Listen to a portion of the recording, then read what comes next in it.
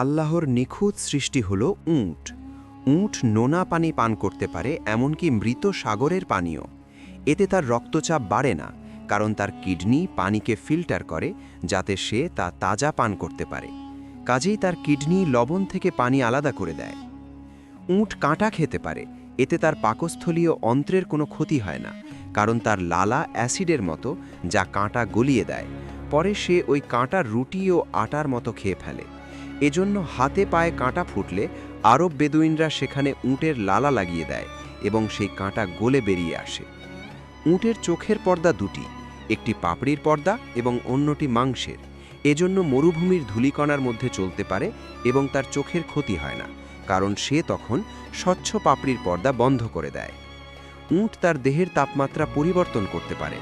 বরফ ঢাকা জমিতে থাকলে সে তার তাপমাত্রা বাড়াতে পারে এবং উত্তপ্ত মরুভূমিতে থাকলে সে তার তাপমাত্রা কমাতে পারে। তারা কি উটের দিকে দেখে না কিভাবে তাকে সৃষ্টি করা হয়েছে?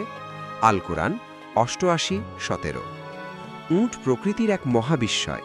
এটি ৫৩ ডিগ্রি গরম এবং -১ ডিগ্রি শীতেও টিকে থাকে। মরুভূমির উত্তপ্ত বালুর উপর ঘন্টার পর ঘন্টা পা ফেলে রাখে। কোনো পানি পান না করে মাসের পর মাস চলে। মরুভূমির বড় বড় কাঁটা সহ ক্যাকটাস খেয়ে ফেলে। ১৫০ কেজি ওজন পিঠে নিয়ে ১০০ মাইল হেঁটে পার হয়। উটের মতো এত অসাধারণ ডিজাইনের প্রাণীবিজ্ঞানীদের কাছে এক মহাবিস্ময়। উটের রক্ত বিশেষভাবে তৈরি প্রচুর পরিমাণে পানি ধরে রাখার জন্য।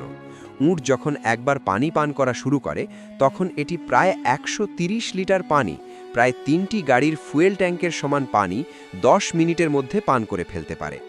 এই বিপুল পরিমাণের পানি অন্য কোনো প্রাণী পান করলে রক্তে মাত্রাতিরিক্ত পানি গিয়ে অভিস্রবণ চাপের কারণে রক্তের কোষ ফুলে ফেপে ফেটে যেত।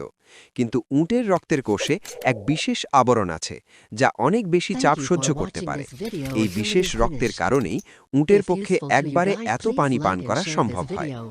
উটের কুঁজ হচ্ছে চর্বির আধার। চর্বি উটকে শক্তি এবং পুষ্টি যোগায়, আর পানি শরীরের যাবতীয় আভ্যন্তরীণ কাজকর্ম সচল রাখে, শরীরের তাপমাত্রা ঠিক রাখে। একবার যথেষ্ট খাবার এবং পানি নেওয়ার পর একটি উট ৬ মাস পর্যন্ত কোনো খাবার বা পানি পান না করে টিকে থাকতে পারে।